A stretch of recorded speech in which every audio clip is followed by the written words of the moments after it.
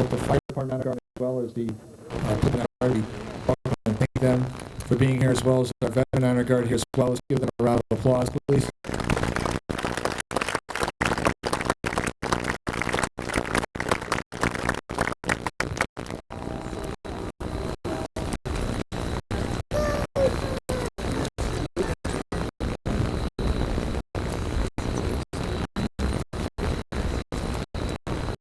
And we're just going to put that in post.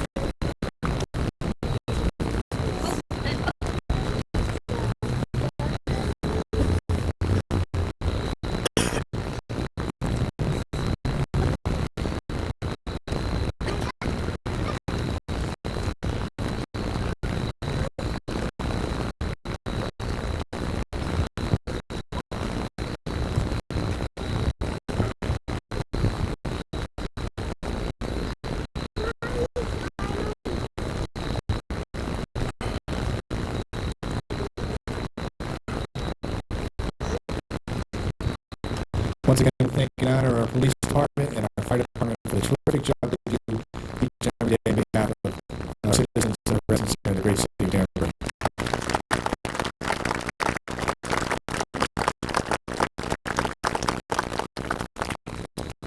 At this time, I'm going to ask Robin Higley to come forward, and she will lead us in the Pledge of Allegiance.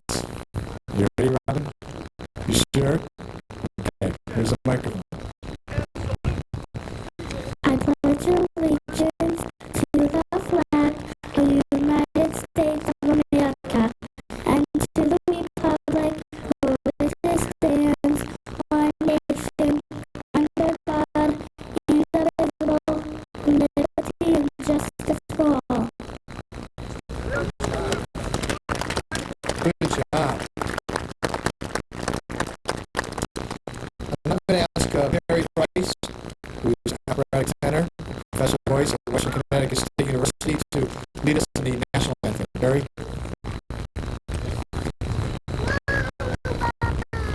Oh, say, can you see by the dawn's early light what so proudly we hailed at the twilight's last gleaming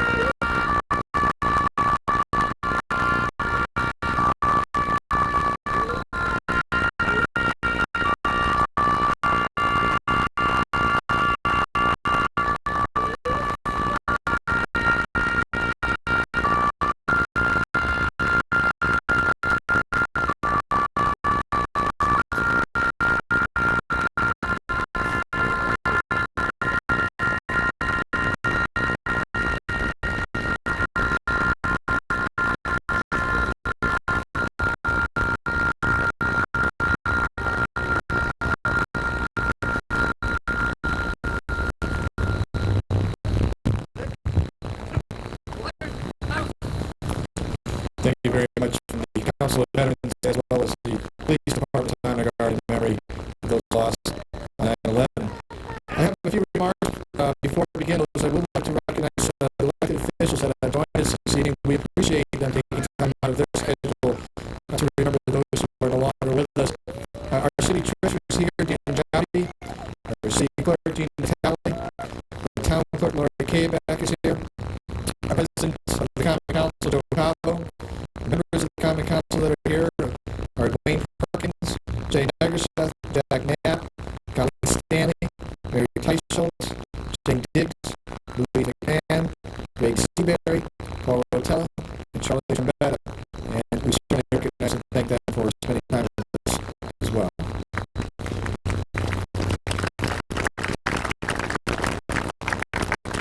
Ladies and gentlemen, today is the day that we recognize and remember those who are no longer with us, those who in many ways touched the lives of each of us, those whose names are listed on this beautiful memorial that you see in front of you.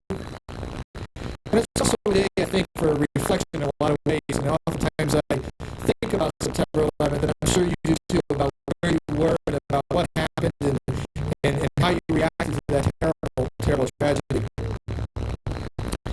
I also think about the everyday heroes. I think about the first responders who left for work that morning and did not return home. I think about the victims on the airlines as well as those that were on the ground.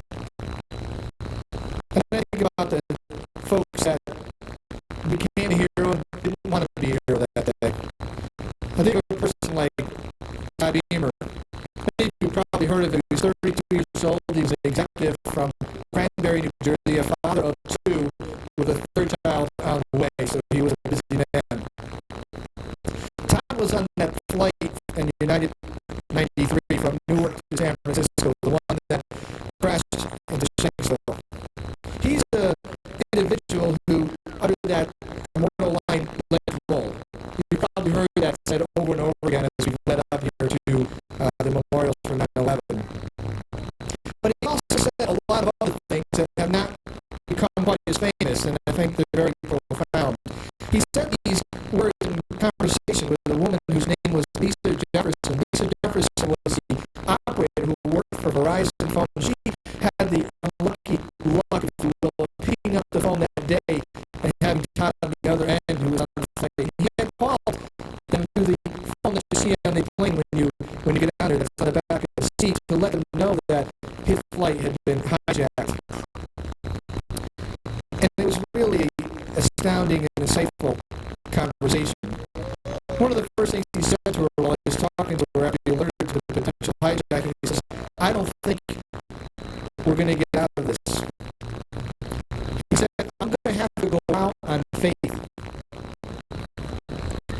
Further along in the conversation, he then asked Lisa Jefferson to recite the Lord's Prayer with them together as they flew through the air. It's also been reported that once he put the phone down, the phone was left open, the operator stayed on. He talked to the other passengers and they began reciting the 23rd Psalm together. That is the prayer that David wrote in his time of extreme anguish. I think you know what prayer starts off and it says, "The Lord is my shepherd, I shall not want." And then it finishes with, "Yea, though I walk through the valley of the shadow of death, I will fear no evil." It was those immortal words of "let's roll" that everybody remembers. You see all the time on the news. But I think it's probably more profound, the statement where he said, "I'm going out on faith." Because that was a deep thought that he shared with the operator. So what he's saying there is, he says, "I'm going to take everything I have, all of my being, and I'm going to put it in faith. I'm going to give over to somebody else." What a decision that was. What a decision for those passengers to decide that they were going to fire the first shot against the war on terror. It was important because, not because it's faith in God, although it's obviously very important, religion is critical, but it was important because he was showing faith and the strength and the courage of the people that were around him, people he didn't even know. He was trusting and believing that they had the same optimism he had, that they were going to change their circumstances. What a profound to sit down to somebody you don't even know and say, I'm going to put my faith and trust in you. He had faith in his country. He had faith in his country that everybody that surrounded him had a belief, a collective belief, that this is the last best hope on earth. This is the greatest place to live. And they were going to defend that because they had heard what had happened at the World Trade Center, what had happened at the Pentagon. They knew what they had to do. So when I think of September 11th, I think of faith. I think of my faith in America. I think of how to memorialize the people who are listed on this monument, the people like Todd Beamer who believe that this is indeed the greatest country in the world. I think of the beautiful mosaic of people that surround me each and every day, and I have faith in them that they'll always do what is good, what is just, and what is right.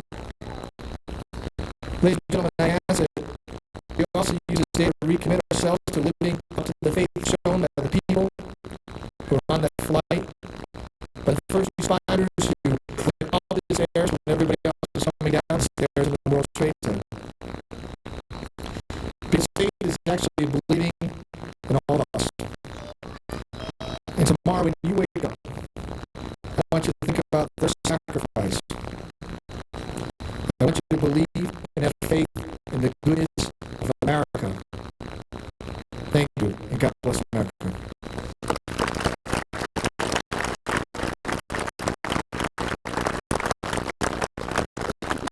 This time I'd like to also introduce my good friend, Friar Mike Lassie, from the Catholic Newman Center at Western Connecticut State University.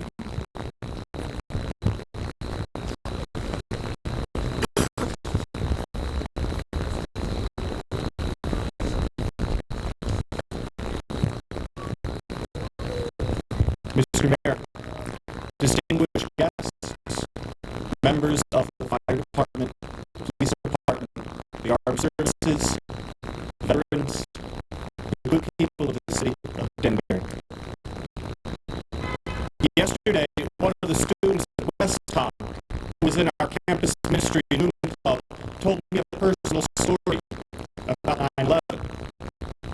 It was about a fallen firefighter, Daniel Saul, who was a dear friend to his family, who being an early responder was killed at scene. As the student continued telling me his story, I realized that it was also part of my own story from that day. For he recounted how a member of my Franciscan family, Friar Michael Judge, chaplain with the New York City Fire Department, knelt beside Daniel, and while anointing him, Friar Michael himself was struck by debris and died.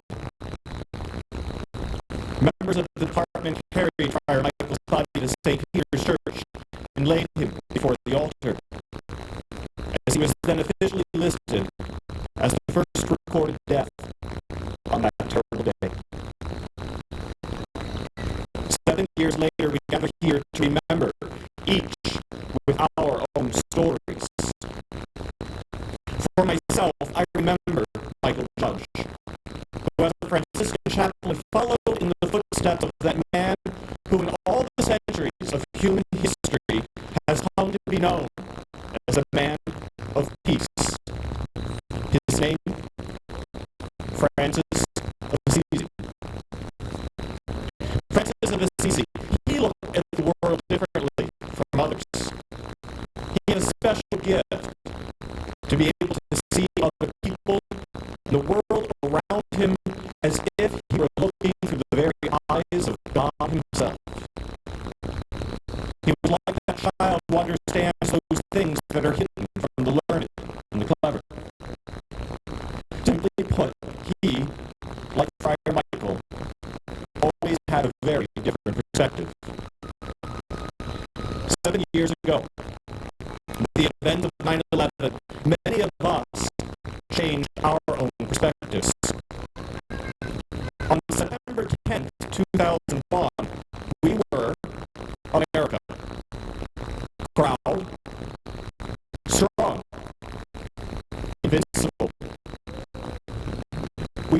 also grown cynical, and we're a bit pessimistic in our complacency. By September 12th, things have changed. We have become America, humbled, more prayerful, vulnerable. We saw the goodness of so many, and our future was a little unsure, but far more realistically optimistic than before with our complacency gone. It was the age-old image of the difference between the pessimist and the optimist.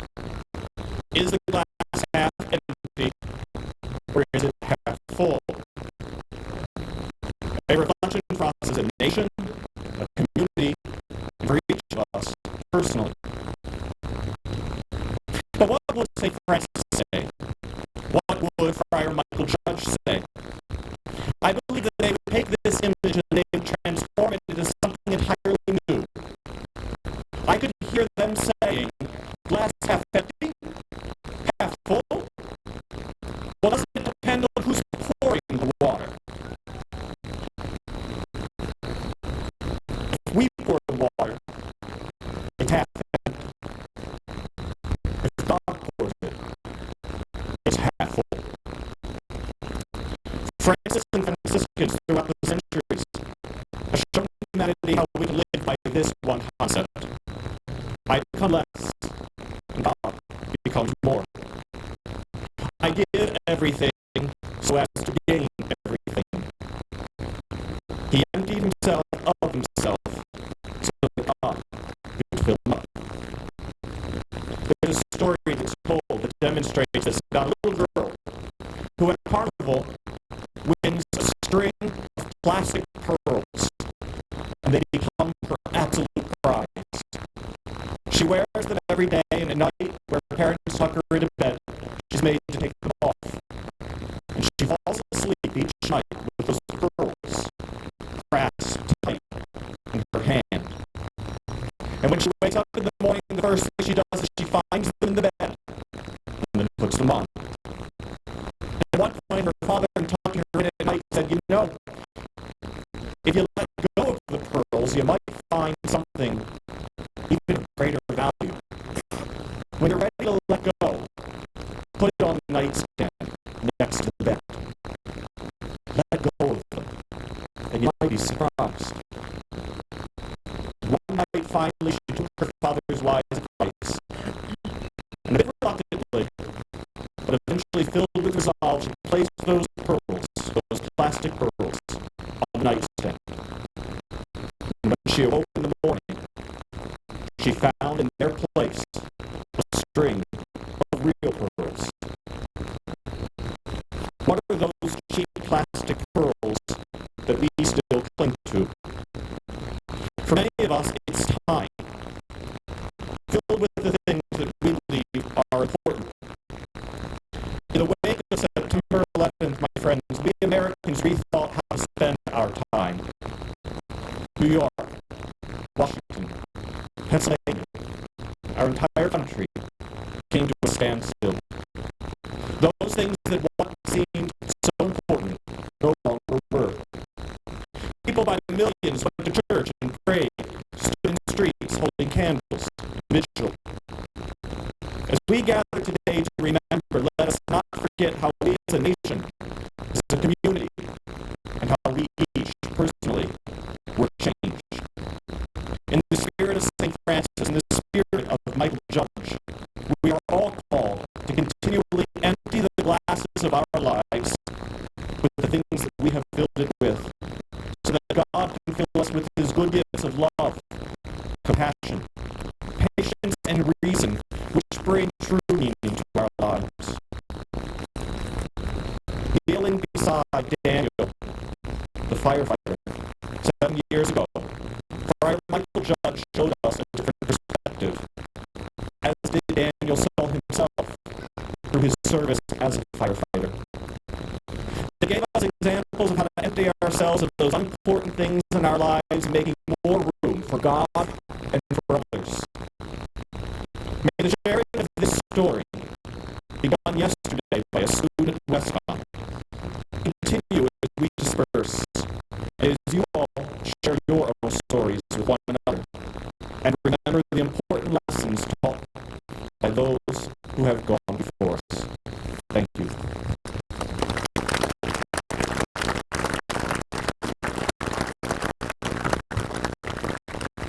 Thank you very much, Father. I also want to recognize Councilman Ben Chinese, Councilman Warren Levy that joined us, and I bet I didn't miss anybody else. And I want to thank Mike McLaughlin from my office for putting this ceremony together. Before we break, we're going to have God Bless America song. We ask that you join in with us as we begin that rendition. After that, we'll have a reflection, and as tradition here, we'd ask that folks give way to those relatives and friends of those who have been lost on September 11th first, and you certainly can follow in behind them as you want to reflect against the monument. With that, I'm going to ask Amanda Higley to come forward. She's going to lead us in God Bless America. Are you ready, Amanda? She's ready. I guess so. She's ready. Okay, here we go. God bless America, land that I love. Stand beside her and guide her through the night with the light from above. From the mountains to the prairies, to the oceans, white with foam. God bless America, my home, sweet home. God bless America, my home, sweet home.